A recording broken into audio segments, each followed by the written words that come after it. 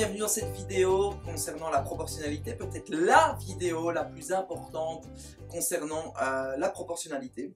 Alors, qu'est-ce qu'on a déjà abordé comme sujet dans ce domaine-là? Nous avons vu qu'une situation proportionnelle était une situation où le rapport entre deux grandeurs était toujours constant. On appelait ça le coefficient de proportionnalité. Donc quand ce rapport était toujours constant, quand la valeur divisée par la valeur de départ divisée par la valeur d'arrivée était toujours le même, on avait une situation de proportionnalité. On a vu que les échelles reflétaient des situations de proportionnalité. Et ici, on va établir les caractéristiques d'un tableau de proportionnalité. Clairement, tout ce qui va être dit dans cette vidéo, tu es susceptible de devoir l'utiliser lors de l'examen pour pouvoir compléter des tableaux de proportionnalité ou déterminer si un tableau donné représente bien une situation de proportionnalité ou pas. Et pour pouvoir répondre à ces questions, tu devras mettre en évidence l'existence ou non des propriétés qu'on va développer ici. Alors, première propriété du tableau de proportionnalité, eh bien c'est est-ce que ce tableau permet de mettre en évidence le fameux coefficient de proportionnalité, qui donc est un rapport. Et je rappelle que ce rapport, ce K, coefficient de proportionnalité, c'est la valeur, entre guillemets en Y, donc la valeur d'arrivée, sur la valeur de départ. Et donc ici, ce rapport serait donné par, je vais te mettre ici, égal, est-ce que 21 septième vaut bien la même chose que 15 cinquième, que 9 tiers, que 6 demi et que 3 unième. Le cas 0,0, c'est un peu particulier, on y reviendra après. Est-ce que tous ces rapports valent bien la même chose? 21 divisé en 7, ça fait 3. 15 divisé en 5, ça fait 3. 9 divisé en 3, ça fait 3. 6 divisé en 2, ça fait 3. 3 divisé en 1, ça fait 3. Tout ça vaut bien 3, donc mon K vaut bien 3. Et je peux donc en déduire que je peux prendre n'importe quel nombre de ma première ligne, je le multiplie par K, et ici K égale 3, et j'obtiens le nombre correspondant dans la deuxième ligne. Ça, c'est la première chose qui doit apparaître dans un tableau de proportionnalité. Si ça ne fonctionne pas, c'est foutu.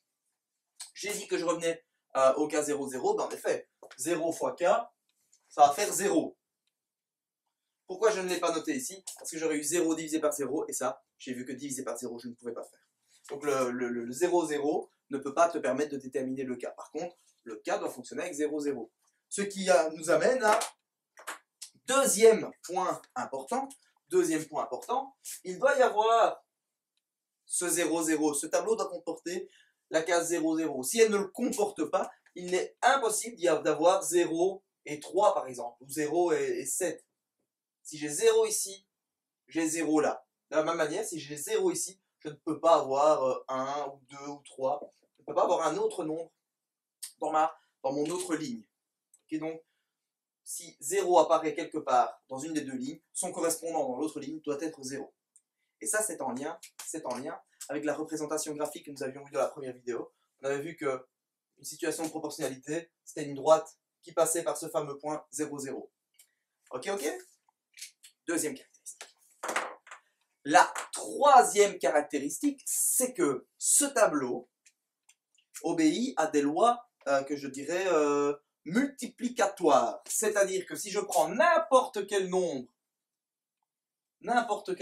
ici de ma première ligne, et que je vais le multiplier, disons, par 3, je tombe ici sur 3. Et bien, si je fais le même calcul au correspondant de la deuxième ligne, le calcul doit être bon. 3 fois 3, ça va bien faire 9. Tu vois, pareil, si j'avais eu... je vais rajouter une colonne pour te montrer. Ici, par exemple, si j'avais eu, je sais pas moi, 10, voilà, 10, je vais mettre 10, eh bien,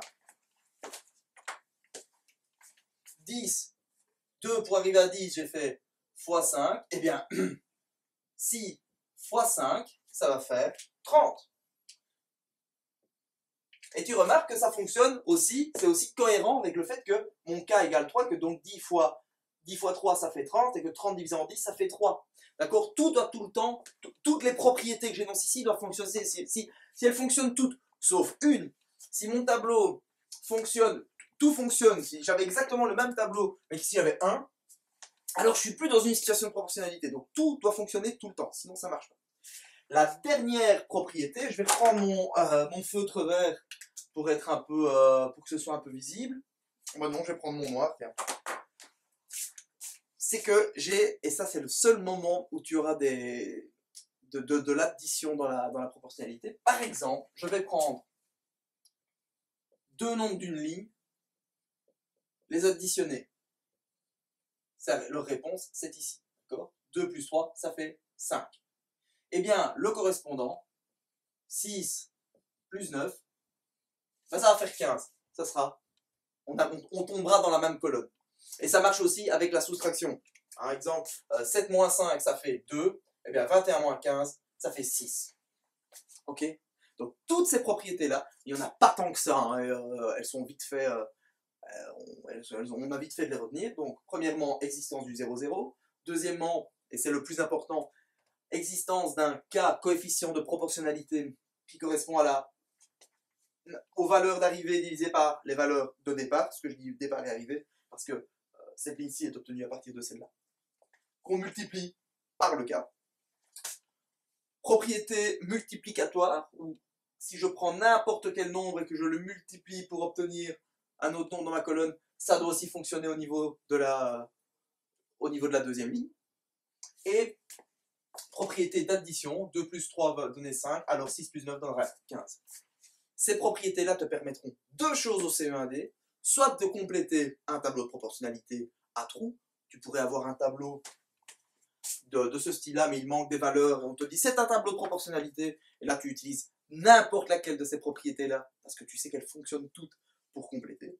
Ou autrement, tu as un tableau qui est complet, et on te dit est-ce que c'est un tableau de proportionnalité?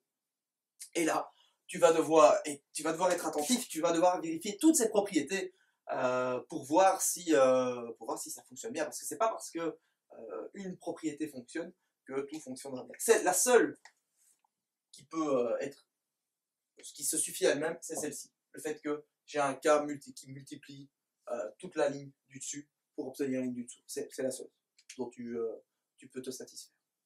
Enfin voilà, n'hésite pas surtout à faire des exercices, parce que c'est à force de faire des exercices que du premier coup d'œil, tu verras si des grandeurs sont proportionnelles, si des tableaux représentent une situation de proportionnalité. Je te dis à très bientôt pour la dernière vidéo du chapitre.